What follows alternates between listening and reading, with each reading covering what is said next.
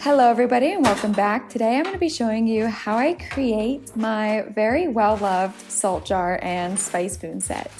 This is one of the most popular items on my shop, so I thought I would show you the process of how I create them. So of course I've got to start off with my white stoneware clay, and for the main jar portion I use 1 pound of clay, and for the lid I use 0.35 pounds of clay.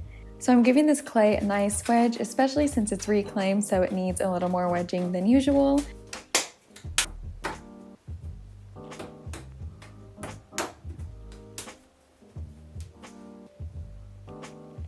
I always throw my pieces on bats, so I'm setting up my bat system, and you'll notice while I'm throwing today that the base is a little bit wobbly. That's because the corners of my bats are very slightly warped, so try and ignore that because the clay itself is definitely centered. So let's get into the throwing. I'm starting off by centering my clay and coning it up and down, and I'm pressing my clay into a puck shape before opening it up. I'm leaving a thinner base on these jars since I'm not going to be trimming a foot ring. So I'm only leaving about a 1/4 inch of clay versus a 1/2 inch that I would leave for a foot ring.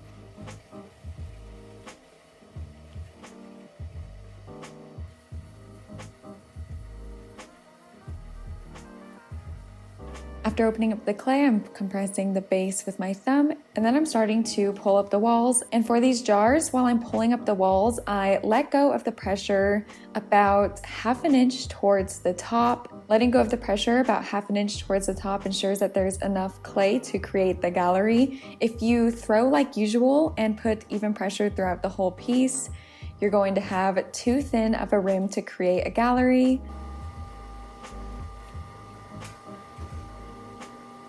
So before I create the gallery of the jar, I'm removing any excess water with my sponge and shaping the exterior section with this brass rib. My salt jars have a nice tapered shape, and now that I've shaped the exterior piece, it's time to create the gallery.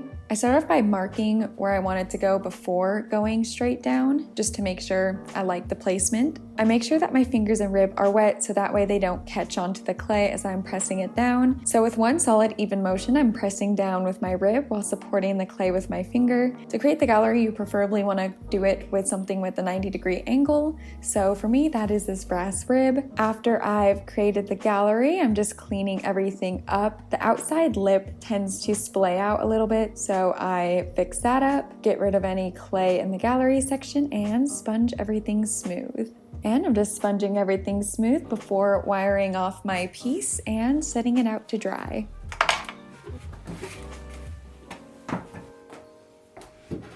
Next up is my lid. Once again, the bats are a tiny bit warped, so ignore that. So I'm just centering the clay for my lid, and this is actually harder than centering a bigger ball of clay. So once I have my clay centered, I'm pressing down, not in the exact middle, but a little bit out to leave some clay to create my knob. And as you can see, I'm just pressing the exterior section of the clay down to create a nice flat disc to be the lid. And then once I've flattened that out, I'm just shaping my knob. Throwing the lid like this is great because I'm throwing it all in one piece.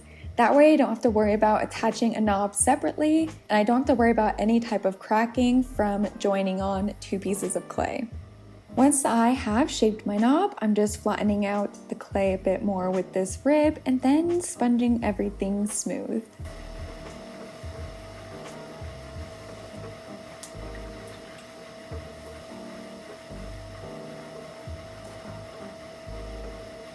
I just wire my lid off the bat and I set that out to dry along with the jar.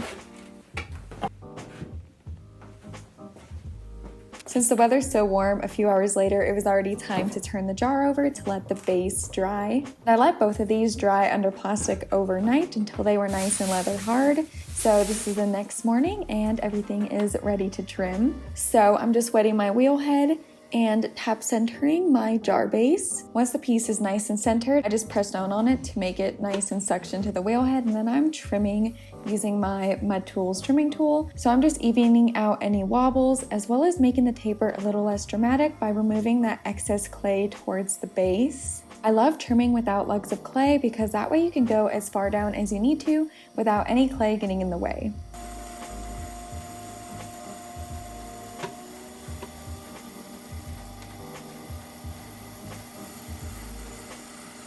Since I left the base so thin, there's not much to trim. I'm just trimming a little indent. So as you can see, when I place a flat stick on it, it has a little swoop instead of being perfectly flush with the stick. I trim a rounded corner on all my pieces with flat bases. The rounded corner prevents any chipping and kind of gives this piece a more chunky, soft look. That's the best way I can describe it.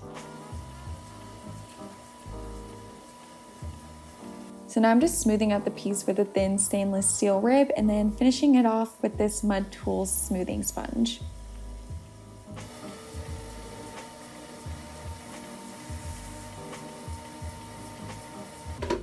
So now I'm just popping the piece off the wheel and then smoothing out the rim. And I always support the base of the piece with a jar while I stamp on my maker's mark. So after trimming the base, it's time to trim the lid, and I'm using these calipers to measure the width of the jar. I have to do this with each and every jar I make because since they're handmade, every single one is very slightly different. So I trim each lid to fit each jar perfectly. I like to trim my lids on the bat that they were thrown on since they are already kind of suctioned on there. So I'm using the calipers to mark where I need to trim. And I'm using a needle tool to cut down to the base of the lid. And then I'm using this trimming tool to create a slight bevel. And I'm finishing off the piece with my Mud Tool smoothing sponge. I'm just checking to make sure it fits properly before smoothing out the base. Just cleaning up the edges a little and smoothing them out. So once everything is trimmed, it's time to attach my little coil of clay, which is used to hold the little spice spoon that I have. So I'm rolling out a really thin coil of clay. The coil is only about 1/4 inch thick, and then I'm cutting the length to 1 1/4 inches. I then bend the coil into a U shape and let that sit for a tiny bit until it's leather hard. And I'm marking my jar where I want to place the coil and then slipping and scoring both the jar and the coil, and then I'm applying some slip. I apply quite a bit of slip, that way there's enough to kind of spread out. I then press down and attach the coil and make sure it's nice and secure. And I let the jar sit for a tiny bit to let the slip dry before smoothing everything out. That little bit of slip that was left over and left to dry a bit is used to blend everything together so it creates a nice bond. I let these jars dry under plastic for about a day or so to allow the little coil and jar to acclimate to one another. So about a week or so later, it's time to do the bisque firing, and I'm bisque firing to cone 04. And then the next day, everything is nice and bisque fired. So before I glaze, I like to rinse everything off in water. This gets rid of any clay specks and dust. And I let them dry for a couple of hours before waxing.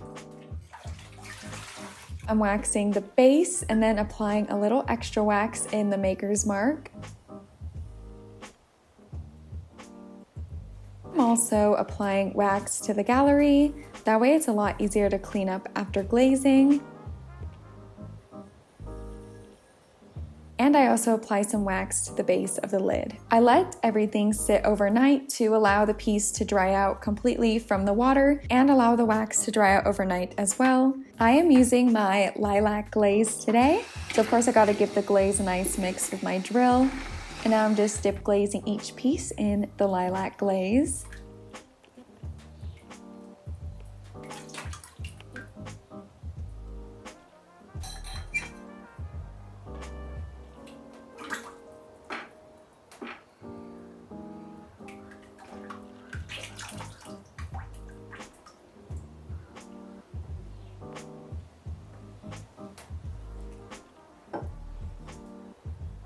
So right after glazing, I sponge off any pieces where I don't want the glaze to be, which would be the base of the lid and the base of the jar, as well as inside the gallery of the jar. I let my glaze pieces sit overnight once again before perfecting the glaze So by perfecting the glaze, I mean smoothing out any drips and tong marks. I wait a day to do this because a glaze turns really nice and powdery, so it's super easy to be able to smooth everything out.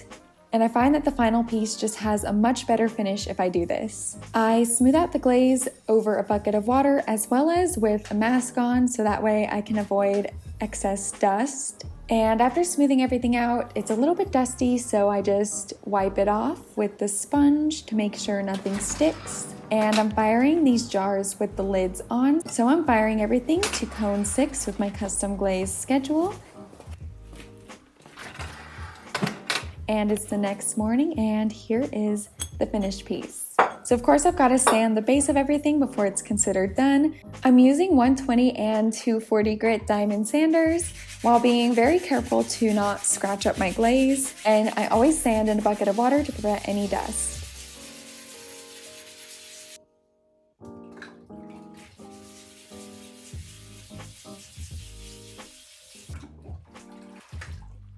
After sanding, the piece is finally finished, and here is my finished salt jar and spice spoon set. I pair these salt jars with these handmade wooden spoons that I commissioned from a fellow craftsman called Woodland Treasures. I love that both the jar and the wooden spoon are completely handmade from small businesses, and I think they pair perfectly together. So I hope you guys enjoyed today's video, and if you did, give it a thumbs up and subscribe down below to stay tuned for some more videos, and I will see you guys all in my next one.